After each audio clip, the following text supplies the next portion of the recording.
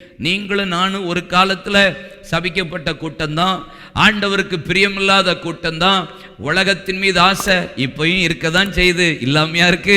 கொள்ள கொள்ளையா ஆசை இருக்கு. பாட்டு மட்டும் வேணா பாடுவோம், ஆசையெல்லாம் நீர்தானையா அப்படி பாடுறோம். ஆனா ஆமா, மற்ற உலக ஆசையும் நமக்குள்ள இருக்கா இல்லையா? என்ன நீங்க சைஸா பாக்கிய ஒரு மாதிரி தோத்துறோம், ஆசை இல்லையா? எனக்கு எதுவுமே ஆசை இல்லைன்னு சொல்றவங்க கை வைத்து அல்லையா சொல்லுங்க. ஒரு ஆசை இருக்கு. எல்லா மனுஷனுக்கு என்ன இருக்கு?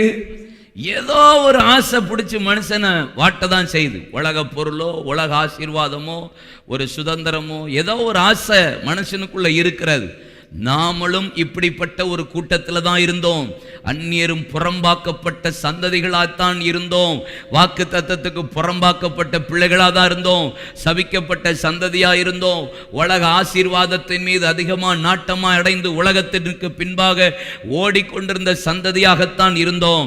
ஆனால் ஆண்டவர் நம்மை இந்த நாட்களில் கர்த்தர் கனம் பண்ணி மேன்மைப்படுத்தி உயர்த்தி அப்பா பிதாவே என்று கூப்பிட பண்ணத்தக்க புத்திர சுவிகாரத்தின் ஆசீர்வாதத்தை கொடுத்து நம்மளை மேன்மைப்படுத்தி வைத்திருக்கிறார். ஆமென், அல்லேலூயா.